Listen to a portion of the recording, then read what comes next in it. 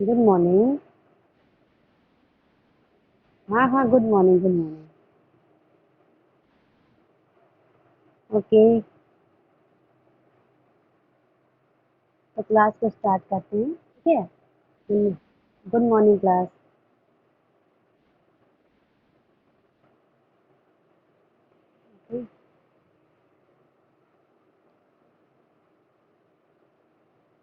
कहाँ तक रिवीजन हुआ था आप लोग का?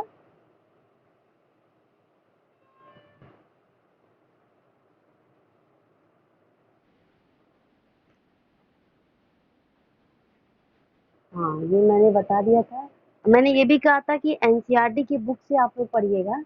1 मिनट के लिए रुक जाइए जरा, 1 सेकंड के लिए। बाबू, ए बा, मेज पे मेरी केमिस्ट्री की बुक दे दो, तो केमिस्ट्री की बुक है। मेज पे केमिस्ट्री की बुक दे दो, मैंने एडमिट किया हुआ है। बस मैं अपनी बुक ले आऊँ जरा, 1 सेकंड के लिए।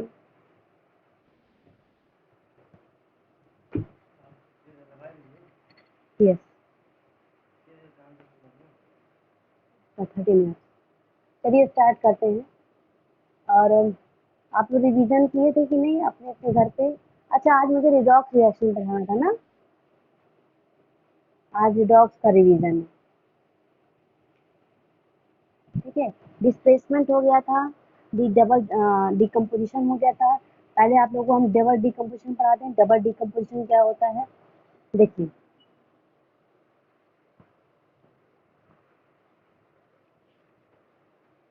देखिए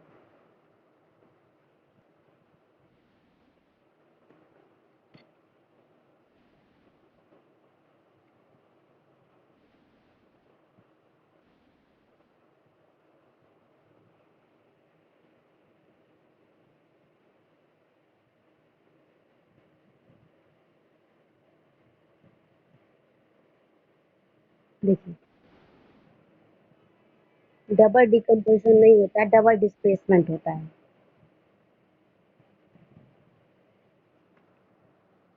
आज सब लोग काफी लेट से आ रहे हैं, अभी तक लोग आ ही रहे हैं ना, इसी वजह से प्रॉब्लम हो रही है। अच्छा रुक जाओ, 1 सेकंड वेट कर लेते हैं। हो सकता है कि अभी कुछ लोग को साइट ना मिली हो। 1 मिनट की रुक जाइए आप लोग जरा।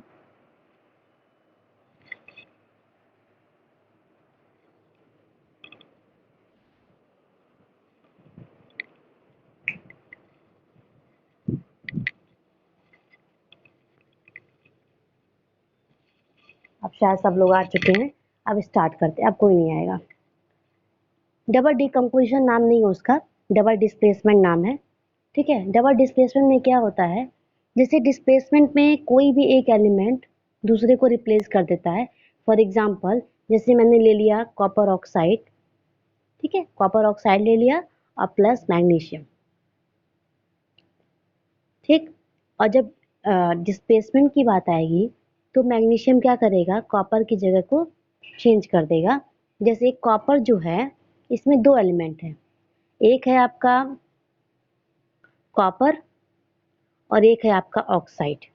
कॉपर किस फॉर्म में है, 2 पॉजिटिव, और ऑक्सीजन किस फॉर्म में है, 2 नेगेटिव फॉर्म में, ठीक है। कॉपर ऑक्साइड कब बना होगा, जब कॉपर अपनी +2 वैलेंसी शो करेगा और ऑक्सीजन अपनी -2 वैलेंसी।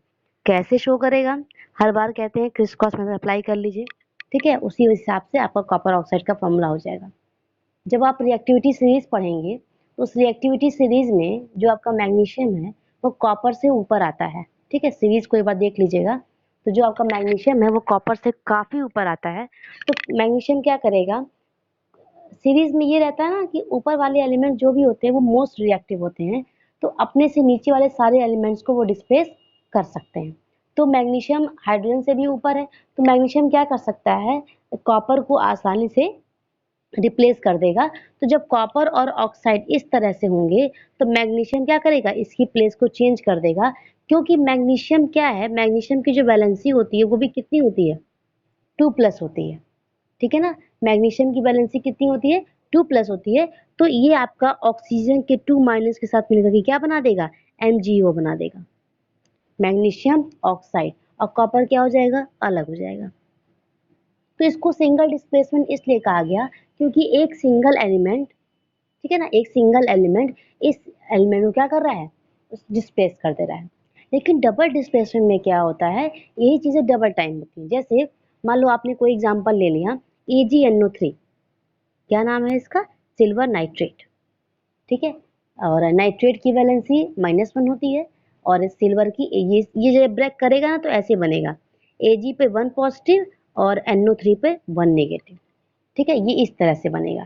ठीक, इसका रिएक्शन आप करा दो NaCl से, ये क्या है आपका सोडियम क्लोराइड, ये आपका ब्रेक करेगा तो बनाएगा Na पे 1 पॉजिटिव और Cl पे 1 नेगेटिव, ठीक है। अब जब डबल डिस्प्लेसमेंट होता है तो डबल डिस्प्लेसमेंट में एक्सचेंज हो जाता है, ये आपका जो Ag है, ये आपका जो Ag है, ये कंबाइन हो जाएगा आपके Cl के साथ, और ये जो आपका Na है ये कंबाइन हो जाएगा आपके NO3 पर 1 नेगेटिव चार्ज के साथ। कंबाइन करते वक्त हमेशा एक बात का याद रखिएगा कि किसी भी कंपाउंड को लिखते वक्त हमेशा सबसे पहले क्या लिखते हैं, पॉजिटिव नंबर लिखते हैं, मतलब कि मेटालिक चीजें लिखते हैं जो इलेक्ट्रॉन को देता है, क्योंकि देने वाला बड़ा है तो देने वाला को हमेशा पहले लिखेंगे। तो यहाँ पे जब कंपाउंड बनाएंगे आप Ag का Cl के साथ तो बन जाएगा आपका AgCl, जिसको आप बोलते हो सिल्वर क्लोराइड प्लस।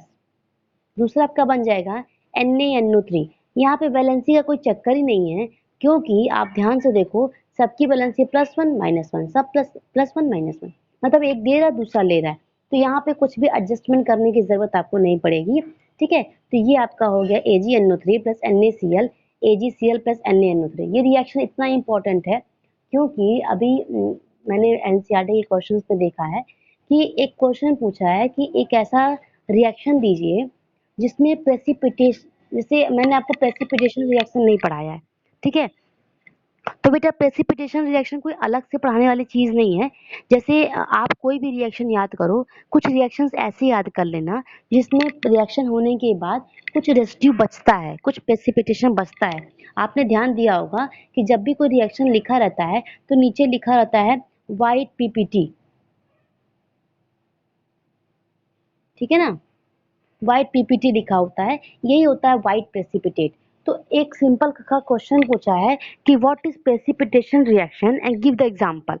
तो आप प्रेसिपिटेशन रिएक्शन में किसी चीज का भी एग्जांपल दे सकते हो, चाहे वो एग्जांपल कॉम्बिनेशन का हो, चाहे वो एग्जांपल डिकम्पोजिशन का हो, डबल डिस्प्लेसमेंट का हो, रिडॉक्स का हो, ठीक है ना, किसी का भी आप एग्जांपल दे सकते हैं। बस आपको ये याद होना चाहिए कि प्रोडक्ट जो बन रहा है उसमें कोई ना कोई प्रेसिपिटेट की फॉर्म में है, तो इसको लर्न ही करना पड़ेगा, इसका और कोई दूसरा ऑप्शन नहीं है, ठीक है। तो आप एक रिएक्शन याद कर लीजिए कि silver nitrate plus sodium chloride that is AgCl plus NaNO3, और AgCl जो मिलेगा वो आपको क्या बनेगा, व्हाइट प्रेसिपिटेट बनेगा, ठीक है।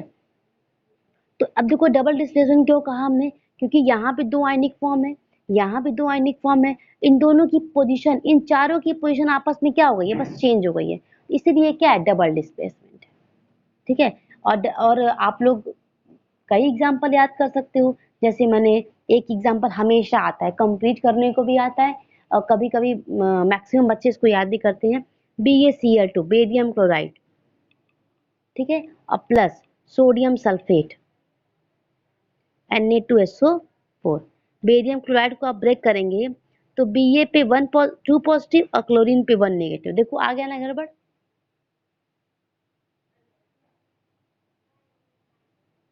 एक सेकेंड, ठीक है ना।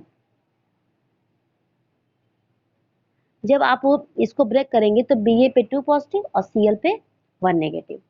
अब एक चीज ध्यान देना कि यहाँ पे इलेक्ट्रॉन क्या है, दो है, यहाँ पे दो देने की कैपेसिटी है बेरियम के पास, और क्लोरीन के पास सिर्फ और सिर्फ एक लेने की कैपेसिटी है। सोडियम सल्फेट को ब्रेक करो तो आएगा Na पे 1 पॉजिटिव और सल्फेट पे 2 नेगेटिव। Na को एक देने की कैपेसिटी है लेकिन सल्फेट को दो लेने की डिमांड है, तो ये हो गया आपका, मैंने आयनिक फॉर्म में ब्रेक कर दिया। जब डबल डिस्प्लेसमेंट आप कराओगे तो बेरियम का रिएक्शन आप करा दो सल्फेट से और सोडियम करा दो क्लोरीन से। अब बेरियम दो दे रहा है और सल्फेट दो ले रहा है, इसका मतलब बन जाएगा बेरियम सल्फेट BaSO4। कुछ करने की जरूरत नहीं है, कोई आयंस को वैलेंसी को एडजस्ट करने की जरूरत नहीं है, 2 से 2 कट जाएगा, BsO4 बन गया। ठीक है, और प्लस क्या बनेगा आपका NaCl, जिसको आप क्या बोलते हो सोडियम क्लोराइड। और ये जो बेरियम सल्फेट बनता है ना, ये भी क्या है वाइट पीपीटी है, वाइट प्रेसिपिटेट है। तो दो एग्जांपल मैंने आपको प्रेसिपिटेशन का दे दिया। तो प्रेसिपिटेशन आपको कहीं भी मिल सकता है, डजन नॉट मैटर कि आपको हमेशा डबल डिस्प्लेसमेंट नहीं मिलेगा। ठीक है ना, हाँ 50% से भी ऊपर चांसेस इसी में रहते हैं, क्योंकि इसमें दो कंपाउंड रिएक्ट करता है। ठीक है, अब मोस्टली रिएक्शंस आपके डबल कंपाउंड के ही होते हैं। ठीक, और एक और आपको एग्जांपल दे देते हैं, जैसे लेड नाइट्रेट। लेड नाइट्रेट का फॉर्मूला क्या होता है, PbNO3 का होल ट्वाइस। इसको ब्रेक करोगे, इसको ब्रेक करोगे तो लेड पे आपका आएगा 2 पॉजिटिव चार्ज, और आपको नाइट्रेट पे पता है कितना होता है 1 नेगेटिव चार्ज। ठीक है, प्लस आपने क्या करा देना है इसको पोटेशियम आयोडाइड से। तो पोटेशियम आयोडाइड में K पर 1 पॉजिटिव चार्ज और आयोडीन पे 1 नेगेटिव। ठीक है, ये जो मैं बार बार 1 पॉजिटिव 1 नेगेटिव 2 पॉजिटिव 2 नेगेटिव मैंने भी याद किया था बहुत मेहनत से, वैसे भी आपको भी याद करना पड़ेगा, क्योंकि याद करने का कोई शॉर्ट ट्रिक नहीं है। 9th में भी आपसे मैंने कहा था, 10th में भी कह रहे हैं, बिना वैलेंसी याद किए आप कोई भी कंपाउंड कभी भी सही नहीं लिख सकते। तो वैलेंसी मस्ट है, आप उसको लिख के अपने वॉल पे टांग दीजिए, और जब सो के उठिए उसको 10 बार देखिए, तभी आपको वैलेंसी लर्न होगी।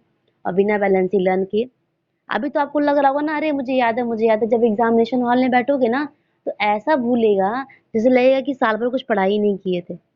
ठीक है, तो ये आपका लेड का रिएक्शन होगा आई के साथ, के का होगा NO3 के साथ। अब यहाँ पे देखो प्रॉब्लम क्रिएट हो गई, Pb2 positive iodine 1 negative. Lead कह रहा है कि मैं दो दूंगा, आयोडीन कह रहा है नहीं भाई मुझे तो एक ही जरूरत है। तो लेड को आयोडीन से रिएक्ट करने, क्या हो गया, कौन बोल रहा है भाई पहले नाम बताया करिए और फिर प्रॉब्लम बताया करिए।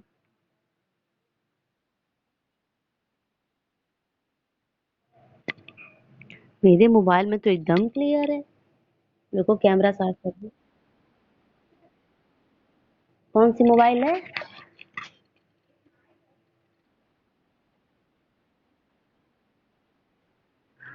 यार मेरा जानती हो स्मृति, मेरा नया मोबाइल है एकदम Vivo Y12, और फोटो एकदम क्लियर आती है। एकदम न्यू मोबाइल है। हाँ हो सकता है नेटवर्क को। तुम लोग मत सोचता कि मैम का वो पुराना वाला मोबाइल है, नहीं बच्चा पुराना वाला मोबाइल नहीं है। ठीक है, अच्छा रुको हम खिड़की ओपन कर दें, उसका तो रोशनी से उसका क्लियर आ जाए। एक मिनट, अब देखो अब क्लियर आ रही है, अगर अभी भी क्लियर है। अभी नो मैम कह रहे हो सब लोग, अरे बताओ पूरा। एक सेकंड रुक जाओ, 1 मिनट रुक जाओ बेटा।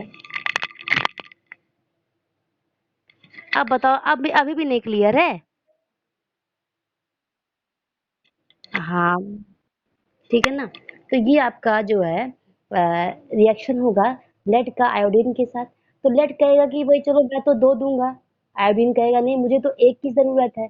तो अब लेड को आयोडीन के साथ कंबाइन कराने के लिए हमें क्या करना पड़ेगा, लेड एक मतलब एक कंडीशन रखेगा कि अगर आयोडीन एक की डिमांड कर रहा है, तो अगर आयोडीन का दो एटम आकर के मुझसे रिएक्शन कर ले तो मैं उसके साथ कंपाउंड बना सकता हूँ। तो लेड जो है जब आई के साथ आता है तो क्या बनाता है PbI2। अब आप अगर क्रिस क्रॉस से भी अप्लाई करके देखोगे तो ये होता है आपका +2, एक होता है -1, क्रिस क्रॉस अप्लाई करोगे तब भी PbI2 बनेगा ना। तो ये आपका हो गया लेड आयोडाइड। ठीक है, और प्लस ये आपका बनता है KNO3 पोटेशियम नाइट्रेट। ठीक, तो ये आपका वैलेंसी है। ठीक है, इसी तरह आपको, और ये जो आपको PbI2 मिला है ना, ये व्हाइट प्रेसिपिटेट नहीं होता है, ये आपका प्रेसिपिटेट होता है येलो, येलो कलर का ये मिलता है, काफी सुंदर होता है, ये रिएक्शन मैंने खुद किया है। ठीक है, व्हाइट पीपीटी। कलर बताने का बस एक ही रीजन ये है, क्योंकि बेटा पेपर का पैटर्न थोड़ा चेंज हो चुका है। ठीक है, और MCQs में हो सकता है कुछ कुछ रिएक्शंस के आपसे जो है कलर पूछ लें, ठीक है? कुछ मतलब साइंस में क्या होता है ना कि कितना भी आप पढ़ लो, थ्योरी भी है और आपका जो है न्यूमेरिकल्स भी हैं, सब कुछ का मिक्सअप रहता है ना, तो थोड़ी प्रॉब्लम हो जाती है। इसीलिए हम तो यही कहेंगे कि एनसीईआरटी में जितने भी रिएक्शंस दिए हुए हैं, उसमें अगर आप एमसीक्यू चाहते हो तो थोड़ा बहुत तो कलर याद कर लो, 2-3 एलिमेंट्स का, ज़्यादा नहीं। जैसे आपको लेड का मिलेगा, एल्युमिनियम का मिलेगा, जिंक का मिलेगा। जितने रिएक्शन एस चंद में तो हम नहीं कहेंगे देखने के लिए, जितने एनसीईआरटी में है, सिर्फ एनसीईआरटी में वही है, उसी रिएक्शन को आप बस लर्न कर लो, बाकी आपका काम 110% हो जाएगा। ठीक है, अब हम लोग आगे बढ़ते हैं इसी रिएक्शंस में। आपका नेक्स्ट है जो सबसे ज्यादा कंफ्यूज करता है आपको, वो है आपका ऑक्सीडेशन और रिडक्शन। ठीक है ना, सबसे ज्यादा कंफ्यूजिंग रिएक्शन यही होता है ऑक्सीडेशन और रिडक्शन का। हाँ देखो एनर्जी आ गई, ठीक है ना। तो अब जो है उसी को हम लोग पढ़ने चल रहे हैं, ऑक्सीडेशन और रिडक्शन को। इसी को रिडॉक्स कहा जाता है। ठीक है, रिडॉक्स का मतलब दो चीजें हैं। इमेज क्लियर क्यों नहीं? हाँ, रिडॉक्स में दो चीजें हैं। हाँ, दो चीजें हैं। एक है आपका रेड और एक है आपका ऑक्स। रेड का मतलब होता है रिडक्शन और ऑक्स का मतलब होता है ऑक्सीडेशन। इसको रिडक्शन और ऑक्सीडेशन हर तरह के रिएक्शन में पाया जाता है, इसका कोई स्पेशल एग्जाम्पल नहीं है। जितने भी रिएक्शंस आपको मैंने अभी तक बताया है उन सब में ऑक्सीडेशन और रिडक्शन पाया था, क्योंकि बिना ऑक्सीडेशन के और बिना रिडक्शन के कोई भी रिएक्शन हो ही नहीं सकता। क्योंकि ऑक्सीडेशन और रिडक्शन का मतलब ही होता है इलेक्ट्रॉन को देना और इलेक्ट्रॉन को लेना। सबसे पहले कॉन्सेप्ट बता दें कि रिडक्शन कहाँ होता है, ऑक्सीडेशन कहाँ होता है। जैसे जब भी मैंने पहले भी पढ़ाया था आपको ऑडियो में कि ऑक्सीडेशन का मतलब होता है ऑक्सीजन का जुड़ना, एडिंग ऑफ ऑक्सीजन। अगर ऑक्सीजन को ऐड कर रहे हैं तो रिमूव किसको करेंगे? हाइड्रोजन को, रिमूवल ऑफ हाइड्रोजन। अगर आपको दो चीजें कहीं दिखती हैं कि ऑक्सीजन ऐड हो रहा है या हाइड्रोजन रिमूव हो रहा है, तो आप समझ जाना कि वहां पर क्या है, ऑक्सीडेशन है। सिंपल सी बात है, ऑक्सीडेशन का मतलब ऑक्सीजन ऑक्सीजन का जुड़ना और हाइड्रोजन का रिमूव होना। अगर हम रिडक्शन की बात करें तो इसका जस्ट उल्टा है, यहाँ पे ऑक्सीजन का एडिशन होता है, यहाँ पे क्या होता है, रिमूवल होता है ऑक्सीजन का, रिमूवल ऑफ ऑक्सीजन और एडिशन ऑफ हाइड्रोजन। ठीक है, ये आपका हो गया रिडक्शन। लेकिन बहुत सारे ऐसे एग्जांपल्स होते हैं, अगर आप दिमाग लगाओ, अगर मैं ये बोलूं कि ऑक्सीजन का मतलब अगर ऑक्सीजन का जुड़ना है तो क्या 100% केसेस में ऑक्सीजन जुड़ेगा? ऐसा बिल्कुल भी नहीं है। ये एक मतलब बेसिक बातें हैं कि ऑक्सीजन जुड़ेगा तो हम ऑक्सीडेशन बोलेंगे और ऑक्सीजन नहीं जुड़ेगा निकलेगा तो हम उसको रिडक्शन बोल देंगे। बस सही मायने में देखा जाए ना तो इसको हम लोग गेन ऑफ इलेक्ट्रॉन और लॉस ऑफ इलेक्ट्रॉन के बेसिस पे बहुत अच्छे से समझ सकते हैं। मान लो आप कोई भी एग्जांपल ले लो, जैसे आपने ले लिया कॉपर ऑक्साइड। इस रिएक्शन को अच्छे से समझना, ये एग्जांपल मैंने पिछली बार भी लिया था और आप फिर ले रहे हैं। Copper oxide plus hydrogen gas और क्या बनता है आपका, कॉपर अलग हो जाता है और प्लस आपका वाटर बन जाता है। अब आपको हम इस रिएक्शन से आपको हम समझाएं। कॉपर पहले क्या है, ऑक्साइड के साथ है, ठीक है ना, और उसके बाद क्या हो गया, कॉपर अलग हो गया। अब आप मुझे देख के बताओ, जब कॉपर ऑक्साइड से कॉपर अलग हो जा रहा है, इसका मतलब यहाँ पे क्या हो रहा है, रिमूवल ही तो हो रहा है। ऑक्सीजन जो है वो हट तो गया ना, रिमूव हो गया। तो ऑक्सीजन के रिमूव होने का मतलब क्या है कि यहाँ पे क्या हो रहा होगा, रिडक्शन। नो डाउट यहाँ पे क्या होगा, रिडक्शन होगा। ठीक है, दूसरी चीज, अब यहाँ पे आपका H2 है और H2 से क्या बन रहा है, H2O बन रहा है। अब सिंपल दिख रहा है आपको, वो ऑक्सीजन जुड़ रहा है। जब एडिशन है ऑक्सीजन का, इसका मतलब यहाँ पे क्या है, ऑक्सीडेशन। ये बात तो आपको इस रिएक्शन को देख करके समझ में आ जाएगा कि भाई चलो ऑक्सीजन। पहले मेरी पूरी बात आप समझ लीजिए, उसके बाद आप अपना क्वेश्चन करिएगा, क्योंकि हम जो समझाने जा रहे हैं उसके बाद आपको कोई डाउट नहीं रहेगा। पहले पूरी बात सुन लो मेरी। इस रिएक्शन को देख करके पूरा समझ में आ रहा है कि भाई सिंपल सी बात है, ओ जुड़ रहा है और ओ निकल रहा है, तो रिडक्शन और ऑक्सीजन दिख रहा है। लेकिन अगर आप एक बार इसको साइड में करो, इसको आप साइड में कर दो, तो यहाँ पे देखो कॉपर और ऑक्सीजन में क्या बॉन्डिंग है। कॉपर और ऑक्सीजन में बॉन्डिंग ये है कि ये लोग अपने इलेक्ट्रॉन को या तो ट्रांसफर किए होंगे या तो भाई शेयरिंग किए होंगे। डजन मैटर इन्होंने क्या किया है मतलब नहीं है, लेकिन इन्होंने बॉन्डिंग की है। बॉन्डिंग दो ही तरीके से होती है, या तो इलेक्ट्रॉन को शेयर करके होती है या तो इलेक्ट्रॉन को जो है ट्रांसफर करके होती है। क्योंकि कॉपर है और ऑक्सीजन है, और ऑक्सीजन मेन टाइम शेयरिंग ही करता है कभी कभी, तो कॉपर पे 2 पॉजिटिव और ओ पे 2 नेगेटिव, ये लोग अपना इलेक्ट्रॉन क्या किए होंगे, शेयर किए होंगे या ट्रांसफर किए होंगे, इन्होंने कॉपर ऑक्साइड बना दिया। अभी कॉपर के पास अपना इलेक्ट्रॉन, जो खुद का इलेक्ट्रॉन है, वो नहीं है। समझ में आ रहा है कि नहीं? कॉपर क्या कर रहा है, ऑक्सीजन के साथ एक रिलेशन बना रहा है। तो जो उसका खुद का इलेक्ट्रॉन है, वो कहीं ना कहीं उस पे जो है ऑक्सीजन का भी राइट है। मतलब दो इलेक्ट्रॉन ऐसे हैं जिसपे ऑक्सीजन का भी राइट है और कॉपर का भी राइट है। दोनों ये नहीं कह सकते कि नहीं ये मेरा है। लेकिन जब कॉपर ऑक्साइड से ऑक्सीजन निकल जा रहा है तो कॉपर क्या हो गया, कॉपर पूरी तरीके से फ्री हो चुका है। कॉपर अकेला है, एकदम फ्री हो चुका है। यहाँ पे इसका जितना भी इलेक्ट्रॉन कॉपर का था वो सारा इसके पास आ गया। अब इसको किसी के से कंबाइन होने की जरूरत नहीं है। इसका मतलब अभी तक कॉपर क्या था, अपने इलेक्ट्रॉन को खोने की पोजीशन में था क्योंकि वो शेयरिंग कर रहा था। लेकिन जैसे ही ऑक्सीजन का रिमूवल हुआ, कॉपर ने क्या कर लिया, अपना इलेक्ट्रॉन गेन कर लिया। गेन किया ना भाई, यहाँ पे शेयरिंग कर रहा था, यहाँ पे अकेला हो गया, इसने गेन कर लिया। जब अपना गेन कर लिया, तो जहां पे गेन होता है, जहां पे इलेक्ट्रॉन का गेन हो जाए, वहां पे क्या होता है, हमेशा रिडक्शन होता है। ठीक है। और दूसरी चीज, यहाँ पे H2 था। H2 क्या था, अकेला था। हाइड्रोजन दो लोग थे, अपना इलेक्ट्रॉन कंबाइन करके बनाया था। लेकिन यहाँ पे क्या हो गया, ऑक्सीजन पार्टिसिपेशन में आ गया। ऑक्सीजन ने कहा नहीं, आप लोग की जो बॉन्डिंग है वो तो रहेगी, पर आप लोगों को मेरे साथ भी बॉन्डिंग करनी पड़ेगी।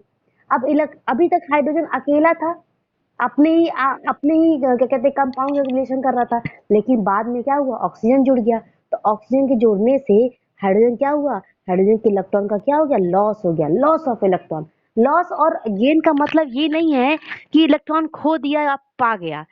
लेने और पाने का मतलब बस इतना है कि पहले वो शेयरिंग में था, अब वो अकेला है तो गेनिंग इलेक्ट्रॉन है। और पहले वो किसी एक के साथ था, अब किसी और के साथ कंबाइन कर रहा है तो लॉस में है।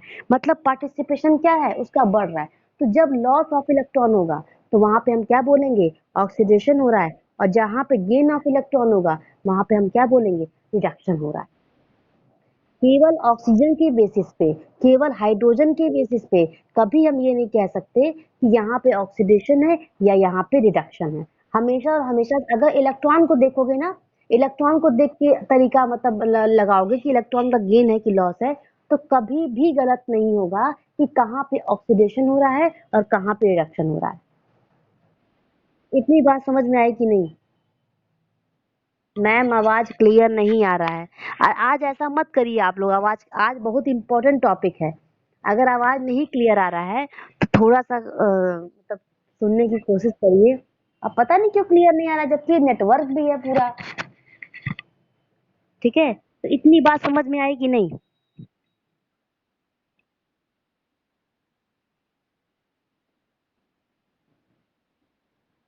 अरे एजेंट पे कहाँ है, ये स्मृति के साथ एक प्रॉब्लम ये है कि उसको कुछ भी दो तो कहेगी रोटी सब्जी दे दी तो अब चटनी दे दीजिए, तो ये भी।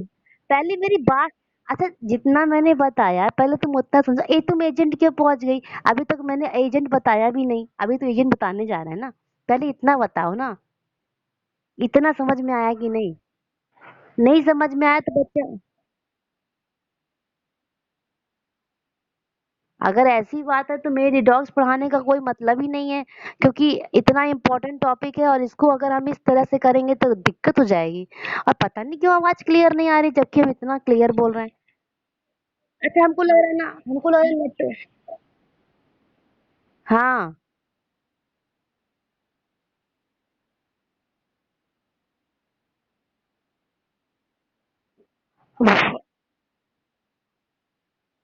नहीं नहीं, मेरे बोलने की नहीं, हो सकता है नेटवर्क का इशू हो, क्योंकि आजकल नेटवर्क इशू काफी चल रहा है ना, इसी वजह से कोई प्रॉब्लम हो जा रही है। ठीक है। हाँ, हो सकता है। हाँ, क्योंकि जब जानती हूँ, जैसे होता है ना कि फ्लो बिगड़ जाता है तो आदमी भूल जाता है।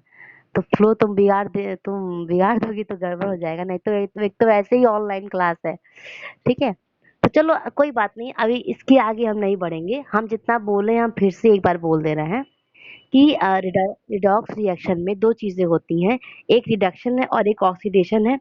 और दूसरी चीज, बिना रिडक्शन मतलब ऐसा नहीं है कि किसी रिएक्शन में तुम्हें ऑक्सीडेशन मिलेगा तो रिडक्शन नहीं मिलेगा, या रिडक्शन मिलेगा तो ऑक्सीडेशन नहीं मिलेगा।